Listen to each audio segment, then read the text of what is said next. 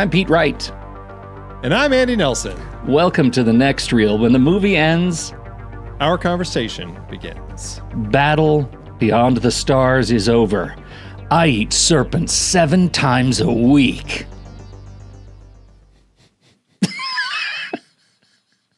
All right, Andy, I'm very excited to talk about this movie. Very excited because it's so rare that I see a movie before you do, and I did watch this one some months back, and you had not. So please tell me what you thought of this movie. Did it live up to your extraordinarily high expectations?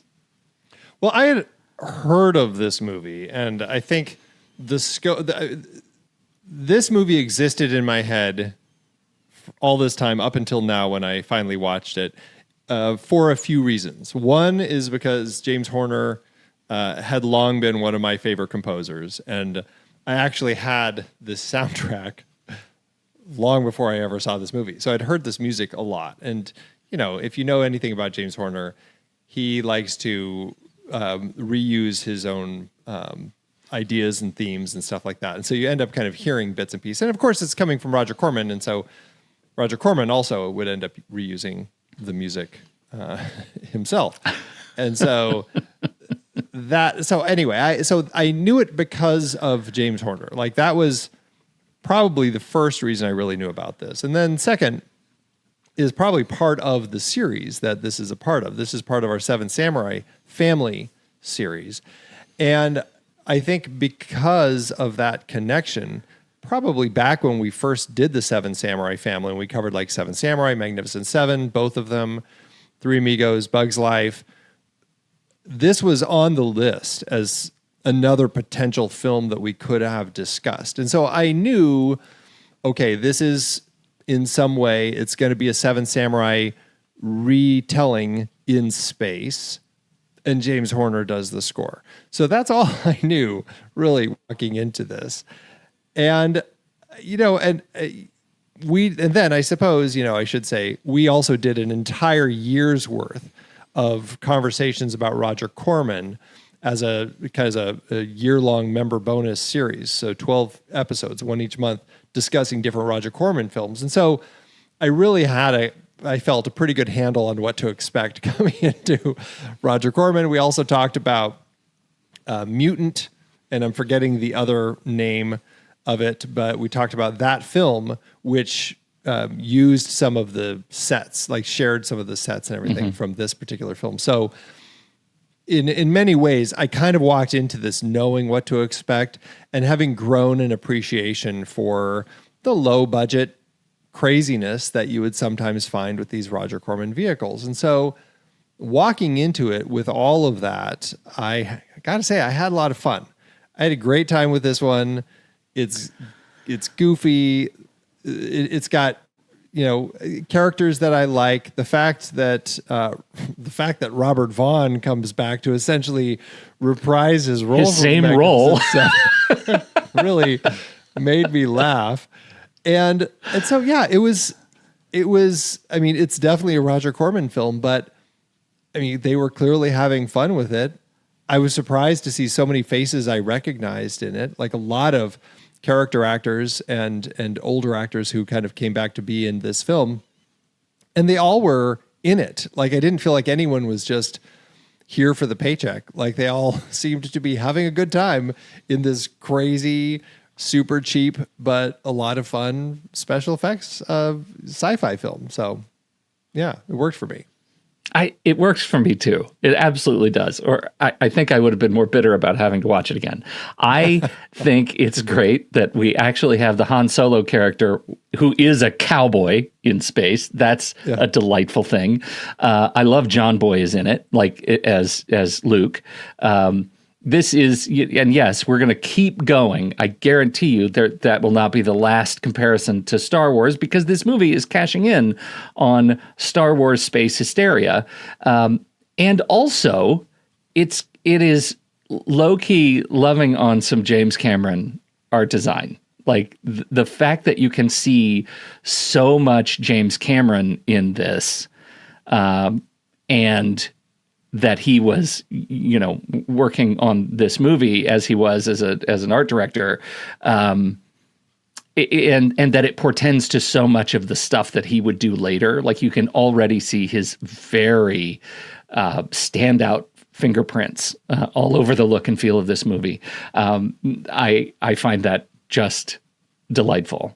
And Murakami. I think Murakami's, I have not seen a lot of Murakami stuff, but just watching clips, you see this was clearly the biggest budget live action thing Murakami ever did. And his work in animation gives you a sense of, holy cow, this guy knows how to put together a frame. Like there are some seriously punching above its class level shots in here that just look great. And in spite of all the little stuff that ties big moments together, there is a lot of this movie that looks great.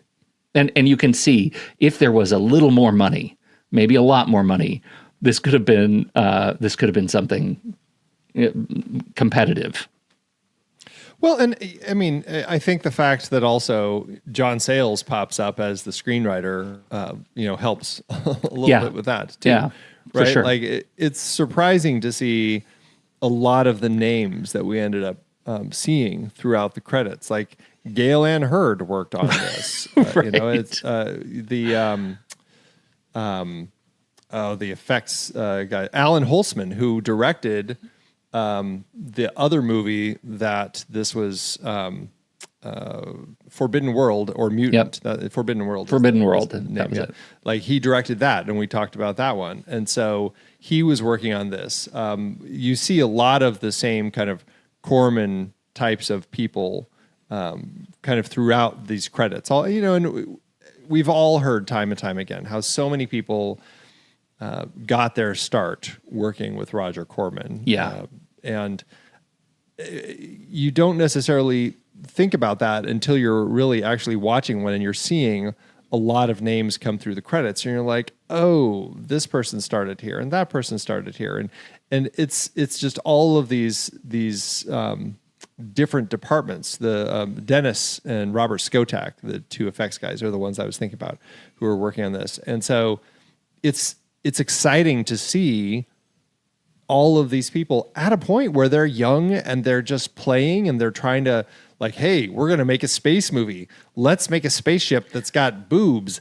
Like all the crazy things that they are coming up with in order to kind of create this world. The different characters, like every one of our races that we end up meeting all felt wholly unique and realized. And I enjoyed the way that we kind of get a sense of the backstories, kind of the different groups that we have, and that made for a great amount of world building and something, again, wasn't a hugely expensive project. Do you have a favorite character or race?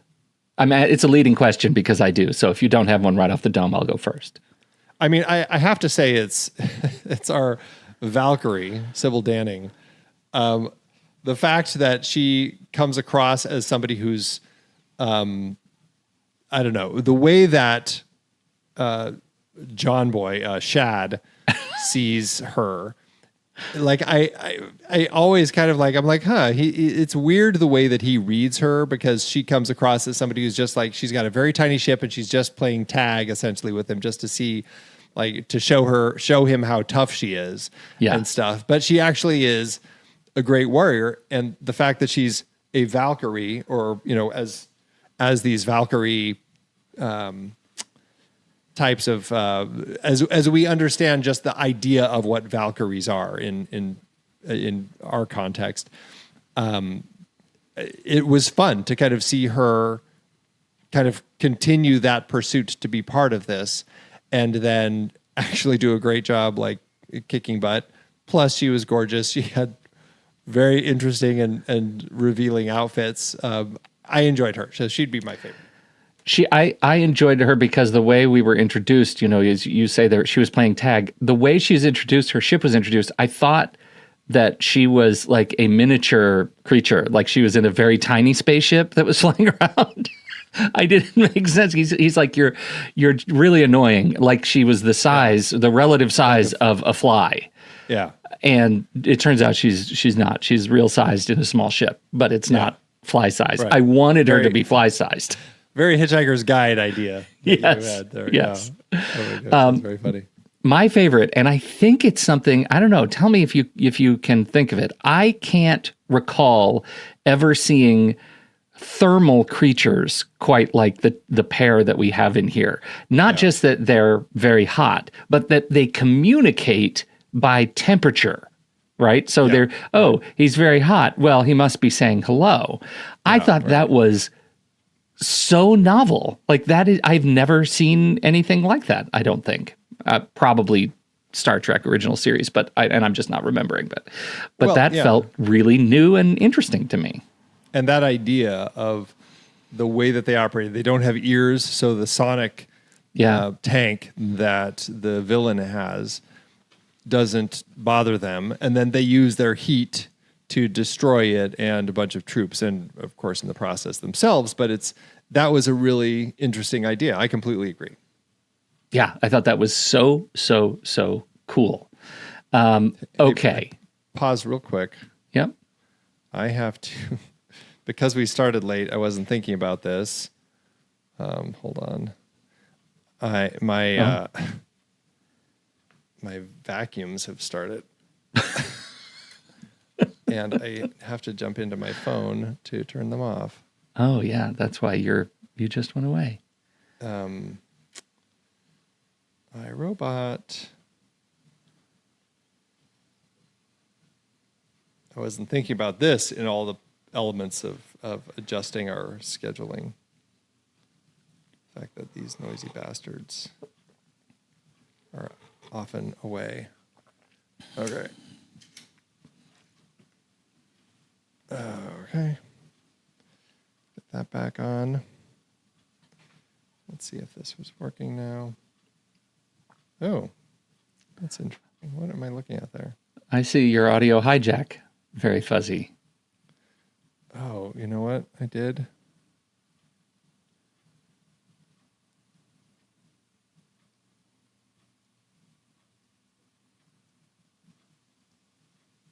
Hi.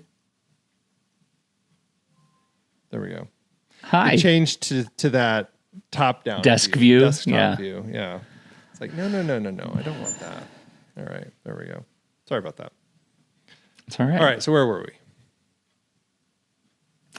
So you mentioned, as much as I thought this was the series of science fiction spaceships with breasts, this is a Seven Samurai series. What does this movie get right about its allegiance to the Seven Samurai motif? Yeah, it's an interesting idea. I mean, obviously, it's much shorter. We're just over an hour and a half, like about an hour 45, and as opposed to the 4-hour film. So we're getting a lot less time of building these characters and really getting a full sense. And I mean, I do think that we have a decent enough sense of who's filling in for these 7 warriors that join to fight. They're not, I think it's fair to say they're much thinner, but they still work. Like, we still have a sense of who they are. And so initially, the premise of Seven Samurai, for those who can't recall, is there's a small village and they are continuously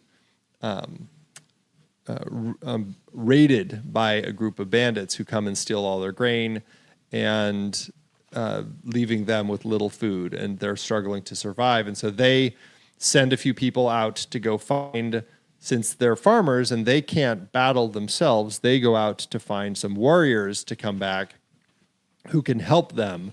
And so in the process, they end up finding these 7 samurai. And that's what we get here. We have this small village, essentially a village on this small planet of Akir, which I thought was great because you call the people Akira, just like Kurosawa, which I really enjoyed. This farm world is threatened by Sador, this warlord who wants to plunder the planet. And so they send out an emissary, Shad, played by Richard Thomas, who we've called John Boy a few times, but I don't know. That's I generally think of him as Wonder Boys. That's where my brain goes first with him, and then John Boy. But he goes out to find these warriors, and so in the scope of what they set out to do, yes, it's all very futuristic. Yes, it's a nod to Star Wars because we've got a bunch of people in space going around building a team. That's like the first half of Star Wars is spent building this team of people to then go attack the Death Star. Here we have him finding these potential warriors that he can bring back to his world to help them battle Sador. And we find a variety of different people. Some of them have a grudge against Sador and want to do it. Some are bored and are like, well, we got to, there's got to be something else for us to do. So sure, we'll come along with you. In Robert Vaughn's case, he is, plundered himself and he's incredibly rich, but he's just like everybody in the galaxy is after me. So sure, I'll just come do this since there's, I want to get away from all these other people. And so we end up building a team. And so that all works. And then they come together and they battle the bandits. So in the scope of Seven Samurai, I think they actually do a really good job of crafting the story, giving us these warrior characters that come on board and work to fight Sador and bring him down. Yeah, I do too. I think you called it, though. Like the movie does its Seven Samurai stuff different just because it's not so long, right? It is like all the real significant development. It occurs in Seven Samurai. We come to love the characters on the team because we get to spend a lot of time with them as they transition from self-interest to collective commitment, right? And that is a lot of what that movie is doing. That it really leans in on building the team so that by the time they are working together and fighting together, it's we're on board. And I think this film tracks this, but it has to do it very quickly, and it has to do it through tiny moments of camaraderie, right? Like a shared meal, isolated sort of moments of respect. By the final battle, like I feel like we have a unit that is willing to sacrifice for each other and for people they don't know, and their individual reasons have come together. And it's a little bit of the movie's sleight of hand that it's able to make me feel that way without the same amount of exposition that we get in the original, in Seven Samurai. And maybe it's because Seven Samurai is, of course, doing a lot of shorthand, heavy lifting. I know where the movie's going, and so I want them to come together, and I'm already on the team, by the time they come together. But yeah, I think the movie leverages that piece really cleanly, surprisingly cleanly, given its nature. Yeah, and unlike last week's film, we talked about the Indian film Sholay, which only has two people, and so it definitely still is Seven Samurai, but it's two thieves who are helping this village. That film really didn't rely on the other important element of Seven Samurai, where the samurai say, we're going to train you farmers how to fight, how to protect your village, because you're going to have to, we're not always going to be here. You're going to have to know how to do this for yourselves. And so they actually work to kind of train these people. We don't get that in Sholay, but we do have that here. We see these people on the ground, and that's a big part with George Peppard's character. He says, I don't have a ship that can fight in space. What I do have is a bunch of weapons, and I can train people on the ground for the ground combat. So that's his role as space cowboy, is showing all these people how to use the weapons, and in the process also falling in love. But that's just a side part of the story. But I think that plays in the scope of this film is we don't have the farmers up in space battling. That's reserved for just these fighters. but we do have them doing the on the ground battling. And so I thought that actually was a nice element that worked in the context of this film. Yeah. Yeah, I do. I'm glad you brought that up. I had completely forgotten about that in Sheldo. We did talk about that we have no training the townspeople, and this movie we get it again, and I like it. I like that. Well, sidebar on George Peppard. Like, come on, I love George Peppard so much. Like, just the legacy of stuff that I have watched with George Peppard. You know, maybe you could say it starts and ends with the A-Team. But it's that would be all I really need to talk about.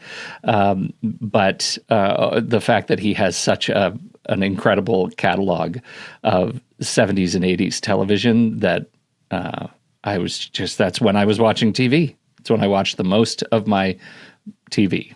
And he was right there. He was on, how many episodes was the A-Team? Because he 97. was... Yeah, and so he pretty much. Oh, they didn't quite hit the magical 100, huh? No. I've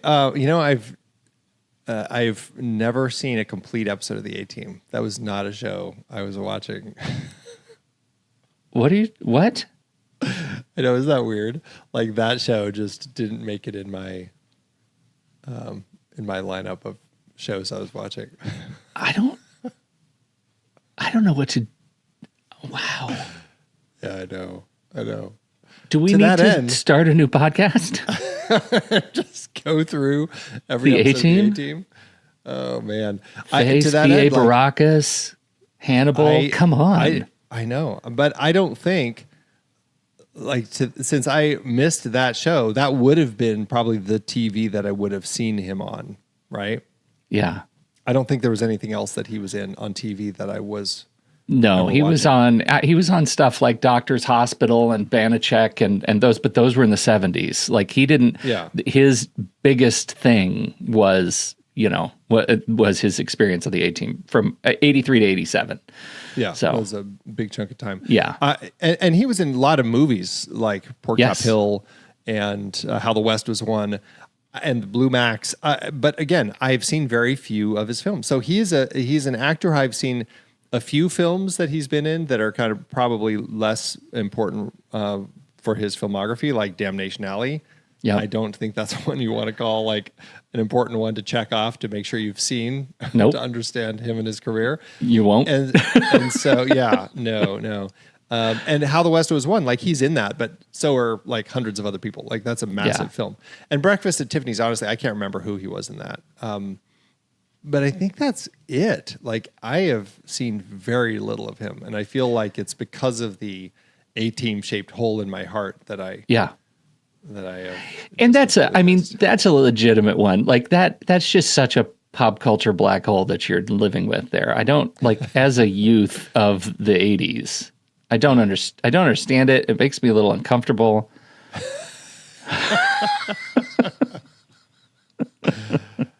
One that I haven't seen of his that I really feel like I need to is House of Cards, 1968. Have you seen that one? No, because when I hear House of Cards, I generally just think of the David Mamet one. Yes. Well, this is one that has some high praise of his work, and I feel like that is a House of Cards shaped tiny hole in my catalog. That's okay. Yeah, it's not as bad as yours. I mean, it sounds like an interesting film, so I should add that one to my list of films to watch. But I mean, here I think he does a great job as Space Cowboy. He has kind of a laconic, not quite swagger, but he feels very just like, yeah, sure, let's like. The funniest thing with him is when he's being bombarded by the shots and his force field is just bouncing all. It's when we first meet him and he's calling on his intercom and he's just like, please, Mayday. Like his reaction was like so funny. Just the way that he did that. I had a great time with him as one of our key characters that we have. Yes. We go to the to ask Dr. Hephaestus for help, and we meet Dr. Hephaestus's head. Turns out Dr. Hephaestus has spent his time making a bunch of androids, and so we meet the androids. So I'd like your general aesthetic review of the androids, Dr. Hephaestus and his daughter, and how you think that holds together, meeting Nestor too, and the team. And Anelia. And Anelia, yeah. Well, one thing that I did chuckle at, because I've also just ended up, after watching this movie, I watched The Asphalt Jungle again in preparation for an upcoming CinemaScope episode where we're talking about heist films. And it was really funny to see Sam Jaffe as Dr. Hephaestus, who plays the doc in The Asphalt Jungle, the one who puts the whole plan together. Yeah. So it was just like 30 years later, it was fun to see him still popping up in stuff like this, where he's the head of this. Literally the head. Is the rest of his body now an android? Like, has he preserved himself that way? He's a real ship of Thebes. Yeah, I thought that was really funny. I enjoyed that world, like the idea that like that's what he's doing now. They say he's probably not going to be any use to you because he's changed. He's doing things differently now. And yeah, he's now at this point where he is just focused on building his androids, which we meet a few of, and one of them accompanying Nanelia as she goes down to the planet. We see him like in the background in the fights and stuff. So I don't know. That was an interesting idea, to have this doctor who is doing nothing but churning out androids. And that's like his life's work now, and working with his daughter, who we never know what happened about the mother. That is never brought up, but he has a daughter and she's helping him with his work and becomes one of the team, one of the 7 that joins Shad, and also the love interest. And it's important to have somebody who's going to also want to explore this idea of kissing and mating and things like that. Right. Do we have kissing on our planet? Let's find out. Right. The androids, there are 2 of them that get speaking roles, I think. One of them, Nestor 1, is Earl Bowen, who I thought it was really fun to see Earl Bowen walking around here, because we know Earl Bowen from lots of things like MASH but mostly from the Terminator movies. He's Dr. Silberman. And so it was fun to see him in here. And the other is Nestor 2, who I did not recognize until I went to his IMDb page and saw that he was in Oppenheimer. He was a part in Oppenheimer, which I think is, I don't know, there's something about that. Talking about John Gowans. Interesting. Yeah. I mean, that's a career. He was in Star Trek: The Motion Picture. Yeah. Wow. Yeah. He played Ward Evans in Oppenheimer. I'll have to watch that again just to see who. I was not tracking I remember Ward Evans when I watched that movie, for sure. That's interesting. Yeah. Yeah. So there were. This is a who's who. It's a bit of a who's who movie, especially of actors who are starting their careers and would go on to work with and become, great contributors in their own way. And it just goes back to the Corman Film Academy that his films became. Yeah, I mentioned Sybil Danning. I don't know if she's somebody I've seen in anything else. I was trying to remember if she popped up in anything, because again, she's easy to fall in love with in this movie here. I just watched Amazon Women on the Moon recently, and she's the queen of the Amazon women in that particular film. But I don't know if I don't recall talking about her in any of the other movies that we discussed. I don't think we have. And boy, I mean, have we done anything else? No, I guess I was thinking she looked familiar because I thought she was in a Roger Corman film, but I think it actually was because I had just seen her in Amazon Women on the Moon.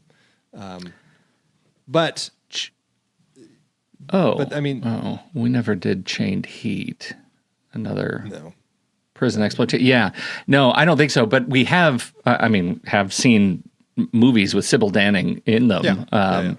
for sure. Concord, wow, that goes way back. Yeah, she's fantastic. I mean, what fun. Yeah. Let's see, Robert Vaughn, we talked about, the assassin. I think he plays it well. We haven't talked about who have we missed of our team. We have. Let's see. Well, John Saxon is not on the team, obviously, but in terms of the actors, John Saxon's fun to see show up as Sador. I don't think we've name dropped him yet. We have talked about him, I'm sure, right? Black Christmas. We talked about. Yeah, we haven't covered the and Enter the Dragon. Yep. We haven't covered any of the Nightmare on Elm Street films. We've talked about some Elm Street on Sitting in the Dark, Sitting in the Dark, where podcasts are served. And he was, I'm sure we didn't mention him, but he was the movie premiere usher in A Star Is Born, the 1954 Judy Garland version. So, isn't that why we watched that movie? I'm sure that was why. It was the John Saxon collection. That's so funny. That is so funny. Anyway, I always enjoy seeing John Saxon, and I think it's like his character is funny in that he's surrounded by these mutants, and he's always complaining about the fact that why do I have to have all the crappy mutants, like the ones that have like these gashes on their heads. They're all just like poorly put together. And then he is this person who is always trying to rebuilding himself. Like I don't know if his body is falling apart or what, but it's like he kills this one of these. I'm blanking on what the group are that he kills. The Caymans? Is that they're the Caymans, right? Were those were all the all white? Yeah, all the Caymans. Caymans of the Lambda Zone. Yes, they're Lazuli. Yeah. So, and you know what? I think I'm totally wrong. Can I issue a correction real quick? They were the ones that were all Nestor. That was John Gowan and Earl Bowen. Those are you're right. And Cayman, is the lizard guy. Yes. Who traveled with the thermal crew. He's got the thermal crew. Yeah. So, anyway, it's the Nestors, right? The Nestors. I can't remember what my point was now. Sador kills one of the Nestors because they have a zero tolerance for pain, and all they do is one tiny cut and he dies. They die. But he takes his arm, and that was I don't know. It's such an interesting element of Sador that you know what, I'm just going to keep this for myself, and I want to use it because I'm constantly replacing my body parts. And so he puts the Sador or the Nestor arm on himself, but because the Nestors are like a Borg type of entity, now the rest of them can control that arm, and so they try to use it to kill him, to have him kill himself, which was so fails, good. But I enjoyed that immensely. I had a great time watching the Nestors and that element as it related to Sador, because that was just an interesting element to that character. Well, and the lab, where he does all of his limb replacement, I thought was actually very funny because they cut off Nestor's arm with a giant chainsaw that did not spin fast enough, and all of the teeth lit up as little crystals. We didn't see any of the actual chopping of the arm. But I thought it was particularly amusing when they do cut the arm off. The machines that he's moving into place seem very precise, and they're using a giant chainsaw to cut off this arm as if it's the most sophisticated, piece giant of equipment. Chainsaw, but with teeth that go teeth moved so slowly around. I'm like, are they moving so fast that it appears they're going slowly? I couldn't figure out, or is this just really cheap effects? So cheap. They're like laser chainsaw, so it doesn't have to move fast. I don't know what their idea was, but it was pretty. It made me laugh out loud when I saw that chainsaw in action. Yeah. I thought that was very funny too. So So Morgan Woodward played Cayman. He's the lizard person who's got a score to settle with Sador because Sador destroyed his species, and I love that exchange between them. He's just like, well, I consider it an honor to do it today, or whatever he says. You like to, if I can kill you, then I have actually wiped the species out. I thought that was a great little backstory that we had between the two characters.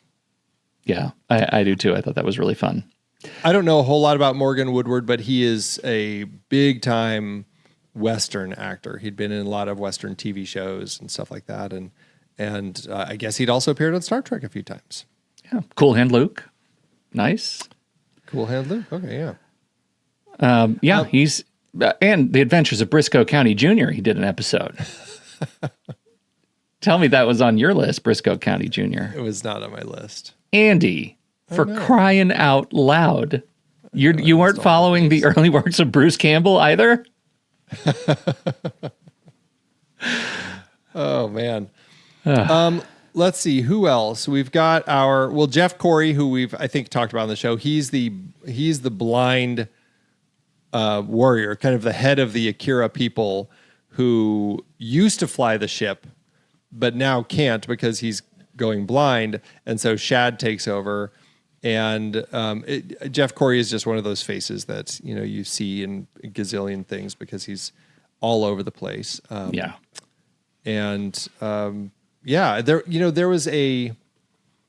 was an actress. This is what happens with these Corman films. Like, there was an actress who played.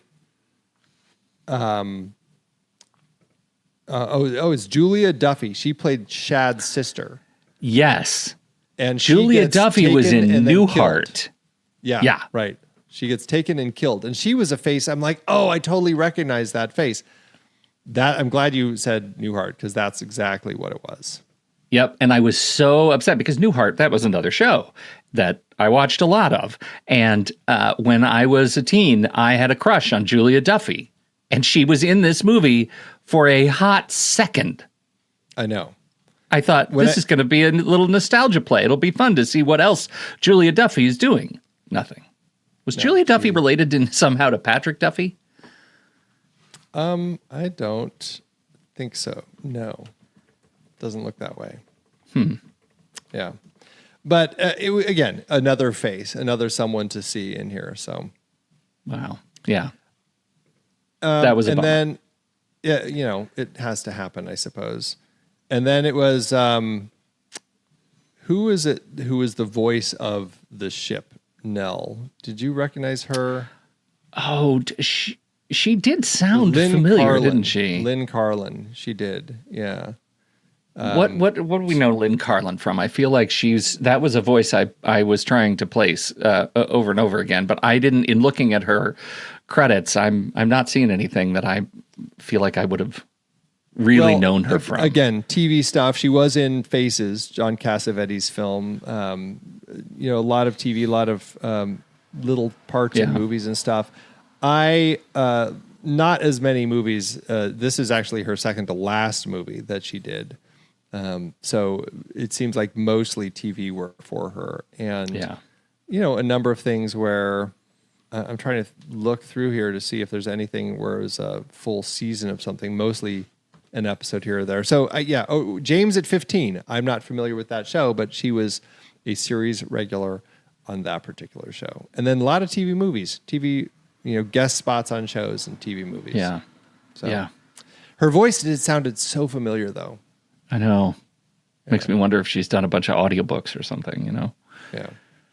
But I mean, I think that they assembled a great cast here and built an interesting team that, again, not 4 hours. They have much less time to tell this story, but they do an effective job of giving me a sense of who these characters are, what their reasons are for joining the fight, and it plays. I think the whole thing ends up playing quite well. I had a good time watching this. If anybody I felt was, I don't want to say weak link, because I actually enjoyed pretty much everybody in it, but I will say Richard Thomas as Shad, it could just be the way that he was written as kind of like the young person who's collecting all these interesting characters. Because he's surrounded by so many interesting characters, he ends up by default kind of seeming less interesting. I don't want to fault him for that or the script for that, but he ends up being like, I want to get to the other characters because I find them to be much more fun.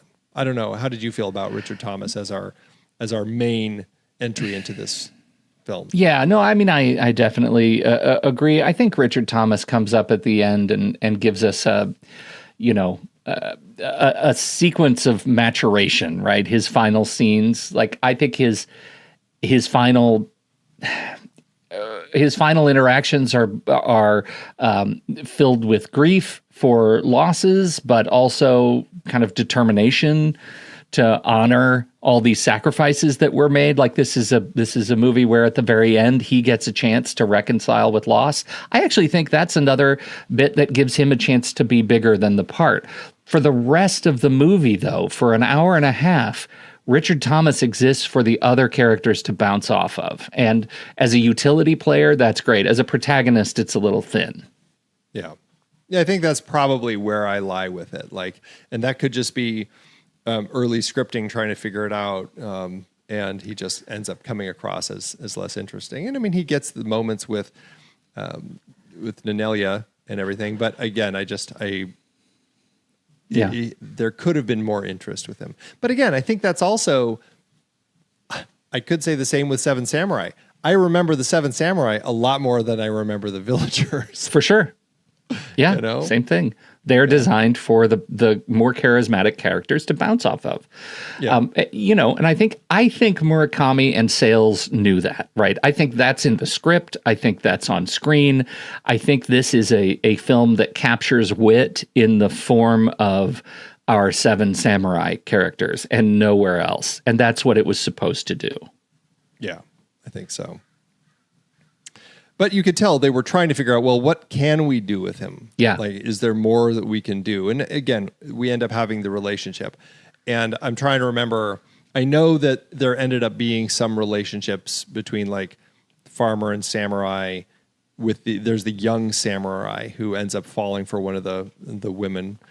I think that's the only relationship that develops. And here we end up getting two because Space Cowboy also falls for one of the women and wants her to come off and fly off with him. So it's practically Seven Brides for Seven Brothers, is what you're saying. Practically, we're almost there. How do you? I mean, as one of the Star Wars ripoffs, how well do you think the movie stands on its own? I think that it plays well, and I think the reason that it does so is because I don't feel like they said, okay, we need to come up with a Star Wars story, like take the Star Wars story and modify it enough to make our own version of Star Wars. They didn't. They said, take Star Wars, let's go back to Seven Samurai. Let's go back to the Magnificent Seven. Let's play with that and use that, but we'll put it in space so it's creating a Star Wars, like this whole galaxy far, far away. And to that end, I think it ends up playing quite well. It's an interesting, it's funny, the James Cameron-ness of it all, right? Like, it's hard to watch this movie and not see Ridley Scott written all over it, right? A little bit. He goes into that one area of the ship and it is Mother, right? It is Mother with the white ribbed padding all over the walls. And I think it's interesting that we get such an homage like to that movie just the year prior, and that some of those visual elements are reused in his own take on it. I think this all goes back to how smart this film is in standing on the shoulders of greats, right? I mean, this is a film that I think is original enough to actually be a fun watch on its own. I don't think you need to have seen any of these other movies to get the full scope of what this movie is trying to accomplish. I think I think Richard Thomas is milquetoast for most of it, even though he's dressed as like a low-rent Battlestar Galactica knockoff of Luke Skywalker. He's doing his part, and George Peppard's in a cowboy hat. What more do you need in a movie like this? And it's a movie that successfully saves a lot of villagers. They do succeed, absolutely. Yeah, I'm here for it. I had a great time. So, anything else? No, I'm good. I think we've saved all the villagers that need to be saved here. I think we have. All right. Well, we will be right back. But first, our credits. The Next Reel is a production of True Story FM, engineering by Andy Nelson, music by Gal Lev, score maestro, Aviad Zimmerman. You'd think I'm picking people just to tongue-tie you each week. Gal Lev, score maestro, Aviad Zinamanas, Oriel Novella, and Eli Catlin. Andy usually finds all the stats for the awards and numbers at the-numbers.com, boxofficemojo.com, imdb.com, and wikipedia.org. Find the show at truestory.fm, and if your podcast app allows ratings and reviews, please consider doing that for our show. Me? This is you. Me? Me. Ooh, me? Oh, sure. Nell gets all the screen time. Nell with her motherly AI and her distinctive design choices. Nell gets to nurture the hero. Nell gets the memorable dialogue. Nell practically gets her own character arc. And me? I'm just the ship that carries the guy with the clones. I don't even get a name in most reviews. You know what I do when I'm not getting proper recognition? I log my films on Letterboxd. That's right, the social network for film lovers, where every movie gets documented, every performance gets acknowledged, even the supporting spacecraft. You can track what you watch, rate it, review it, make lists like ships that deserved better, or underappreciated production design, or times Roger Corman reused my exterior shots in later films. And here's the thing, Nell doesn't even have a Letterboxd account. Too busy being iconic. Look, whether you're a sentient starship tired of being overlooked, or just a regular film fan who wants to remember every movie you've seen, Letterboxd is for you. And the Next Reel listeners get 20% off Letterboxd Pro or Patron. That's 20% off, which even I think is generous, and I'm bitter about everything. Just go to thenextreel.com/letterboxd. That's thenextreel.com/letterboxd. And your discount is automatically applied. Works on subscriptions and renewals. Because every film deserves to be remembered, even the ones where you're just hovering there in the background, watching Nell get all the attention. Letterboxd. Track films. Share your taste. Get the recognition you deserve, unlike some of us. What was its name again? It doesn't have a name. Oh, I thought you gave it one at the beginning. Okay. No, I'm just the ship that carries the guy with the clones. Yeah. Oh, that's too funny. That's really funny. You didn't go with sad AI, did you? I didn't go with sad AI. Yeah, that was a very funny one. You kept reminding me of, I can't remember his name, but the sad robot in Hitchhikers. I think I'm on a Douglas Adams bent right now. Standing on the shoulders of greats, Andy. Second reference tonight. All right. Sequels and remakes. For a movie that falls so deep into the fabric of movies that are sequeled and remade about other things, does this even count? Well, what's funny is with a movie that's a success for Roger Corman, you think that Roger Corman would make a sequel. But Roger Corman wasn't like, I don't know, you don't think of many Roger Corman sequels. Right? No. So he just goes and makes a different thing that's slightly different. So in 2010, though, we did have a prequel comic book. This is set 30 years before this story takes place. And this is how Zed, who's now old and blind, how he began his adventures flying around with Nell, his spaceship from the planet Akir and kind of exploring. So that's kind of the prequel version of it. Okay. Then, and this really doesn't tie in to any sequels or remakes, but it's Roger Corman. It's important to note that the footage has been used in countless places. The Starship footage was used in Space Raiders, another Roger Corman sci-fi film, as well as Star Quest II, Vampirella, the Fantastic Four, the infamous Roger Corman version, Dead Space, and as we've mentioned, Forbidden World.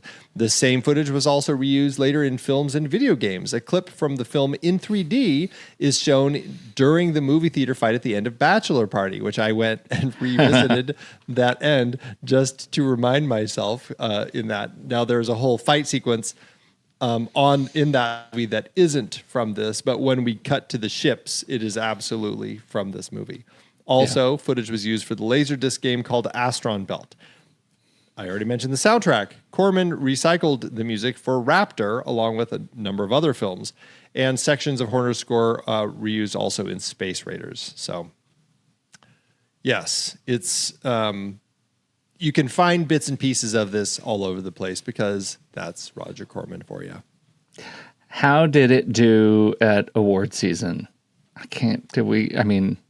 I wonder if you know off the dome how many awards Roger Corman has won for all of his films. That's a good question. I would imagine not many. but interestingly enough, this actually did get 5 nominations with 1 win, 4 other nominations, all at the Saturn Awards. This film was well enough received to actually be recognized over there. It was nominated for Best Science Fiction Film, but lost to a very big film that came out that same year, Empire Strikes Back. It was nominated for Best Costumes, but lost to Somewhere in Time, which is an interesting one. I suppose it's more just because authentic period pieces versus these interesting sci-fi outfits. Mm-hmm. Best Makeup, but lost to a tie between Scanners and Altered States. Best Special Effects, again, losing to Empire Strikes Back. It did win 1 award, though, and it was an outstanding achievement. The Golden Scroll of Merit went to Sybil Danning for her part as the Valkyrie of this film. Golden Scroll of Merit. Yeah, what an interesting film. Well, an interesting name for an award. Yeah. I went out to dinner with some friends last night, and the guy's talking about what he needs to do the next step, and he's in the military, and the next step in his career, he's going to need a letter of indispensability. That sounds like a Golden Scroll of Merit. It really does. I mean, we all need a letter of indispensability. I'm putting that in my email signature, everywhere. Golden Scroll of Merit, email. Well, all right. How to do at the box office? I think we're going to be pleased. That's right. For his film, Murakami had a budget of around $2 million or $7.7 million in today's dollars. The movie opened July 25th, 1980, and it did well enough for itself, going on to earn $11 million or $42.2 million in today's dollars. That lands the film with an adjusted profit per finished minute of $332,000. But more importantly for Corman, it means the film went on to earn 5.5 times its budget. I'd say that's a great investment for Corman. I know you don't have this up, so I'm going to ask so I can make you spin. Where does that put it in the Corman movies we talked about on the Apfum? It's the best, right? You don't need to go that far. I 5X? honestly can't say. I don't know. I can't remember. The others are so cheap. Yeah. It's possible little shop. Okay. I would be curious how this one fared. I didn't check this. I can't find it right now. But how did this fare with Star Wars? What was the budget for Star Wars? Yes. Yeah. Star Wars 1977, $11 million. So there you go. This one was 2. Yeah. Wow. But Star Wars also earned more than 5x its budget. A little bit, yeah. A little bit. All right. Well, I am thrilled to have talked about it, and may it be a little bit troubling in our rating discussion coming up. Well, I mean, I had fun watching this. This is one that I certainly hope to revisit. I had a great time with it. So, all right. Well, that is it, everybody, for today's conversation. Next week, we're looking at Gene Niculescu's The Invincible Six, closing out this series. Do you think the six will be able to do it, or would they have needed one more? I don't know. It's like the Ocean's 11. It's like, is 10 enough? 10? Yeah. 11. Maybe 11. That's what it feels like. It's like that same sort of thing. So, yeah. We'll be right back, but first, our ratings. Did I say that already? Anyway, now I've said it again. We'll be right back, but first, our ratings. We'll be right back, but first, our ratings. Oh, God. All now right, you have to read it. Now you have to read an ad. Yeah, hold on. Okay. Let me get it ready. All right, here we go. Psst. Hey, you. Yeah, you. Come over here. I've been watching you, kid. I've seen the way you look at the old movie posters, the way your eyes light up when you talk about your favorite films. You've got the spark, the passion. You're not like those cinematic saboteurs, are you? You know the ones I'm talking about. They're the ones who see films as a mere background noise, who let the art of cinema fade into obscurity while they scroll mindlessly through their feeds. They're the ones who have forgotten the power of film to inspire, to educate, to transform. But there's hope. The Galactic Film Federation. We're on a mission to save cinema, to preserve the art of film discussion and analysis. And we need recruits like you. This is your ticket in. A membership to the next reel. A membership to the next reel. With it, you'll have access to a whole universe of film content. Early access to episodes, ad-free listening, exclusive bonus content. It's all part of the package. And it's not just the Next Reel Film Podcast. Oh no. CinemaScope, The Film Board, Movies We Like, Sitting in the Dark. They're all part of our network, all fighting the good fight. I'm offering you a chance to be part of something bigger than yourself. A chance to explore the vast reaches of cinema, to discuss and analyze and appreciate the art form that brings us all together. All you have to do is head to truestory.fm/join and enlist. That's truestory.fm/join.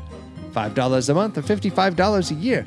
A small price to pay for the chance to save cinema from the cinematic saboteurs, don't you think? Think about it, kid, but don't think too long. These cinematic saboteurs, they're not going to wait around. We need all the recruits we can get. The Galactic Film Federation. The next reel. truestory.fm/join.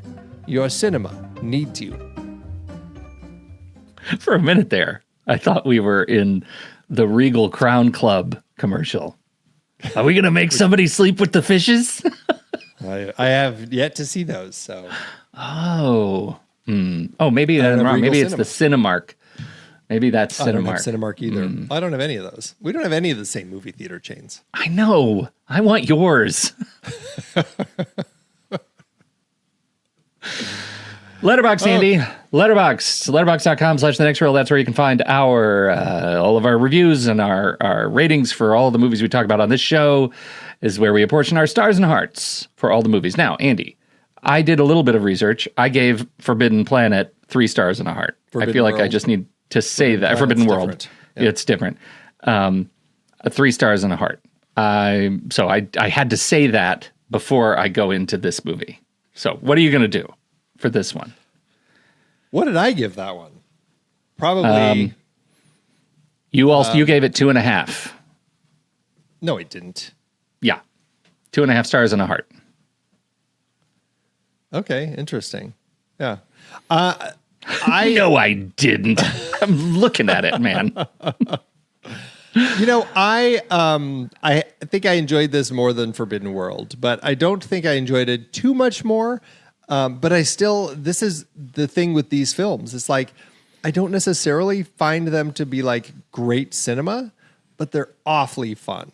So I think it's fair to go, do I go 3? Do I go 3.5? Either way, it's getting a heart. I'm going to say 3.5 and a heart with this one. I had a fun time with this. It's cheesy. It's a lot of fun. And this would be an easy one to return to. I agree on all counts. My problem is that I gave Forbidden Planet 3 stars. My initial thinking was that this was going to be 3 stars, but I liked this one more So then it should be 4 stars, one would think. Or it could be 3.5, Pete. Just saying. I don't understand. I don't understand what you're saying.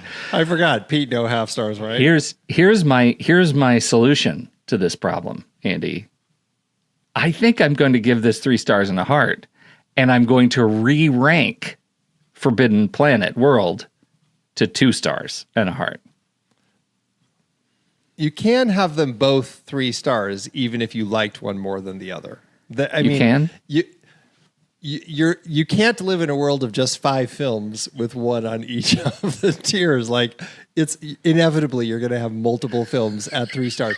Let me just explain how this works for you, because clearly you're confused. Let's go. Keep explaining. I think this is why people show up. Right. So 3 stars and a heart. Okay. Yeah, I'm going to give it 3 stars and a heart. I'm just saying you don't that's where it have lives. to re-rank Forbidden. Well, we'll see what happens when Forbidden Planet World comes up. Okay. All right. Well, that averages out to 3 stars and a heart, which rounds to 3 stars and a heart. Look at that. You can find that. At Wait a minute. How does it round to 3 stars and a heart? Didn't you give it 3.5? Oh, I did give it 3.5. It rounds to 3.5 stars and a heart. Well, I wrote it all wrong. Okay. I got these little sliders that we have in our notes. Jeez. All right. It's too much. Sliders are too much. Too much. All right. Well, that averages out to 3.25 stars and a heart, which rounds to 3.5, which you can find on our account at Letterboxd at The Next Reel. You can find me there at Soda Creek Film, and you can find Pete there at Pete Wright. So, what did you think about Battle Beyond the Stars? We would love to hear your thoughts. Hop into the Show Talk channel over in our Discord community, where we will be talking about the movie this week. When the movie ends, our conversation begins.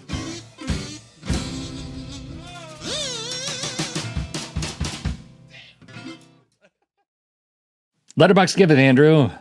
As Letterboxd always doeth. All right. There are only 8 fans of this movie. Oh. I don't know. So, what do you got? I went low.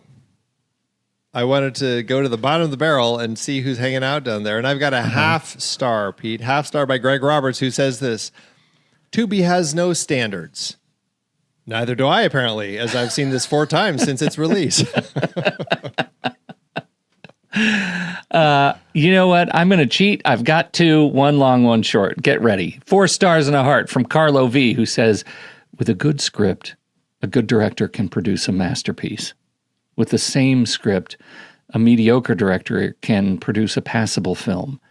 But with a bad script, even a good director can't possibly make a good film. For truly cinematic expression, the camera and the microphone must be able to cross both fire and water. The script must be something that has the power to do this. Akira Kurosawa. One of the space samurai should have really big boobies. Roger Corman, probably. Okay, the next one is from Cinema Void. It's 3.5 stars. Roger Corman's answer to the hegemonic masculinity of the Millennium Falcon: a uterine-shaped starship with huge metal knockers and laser ovaries. I just say that because I feel like we undersold the anatomical connections to this giant spaceship.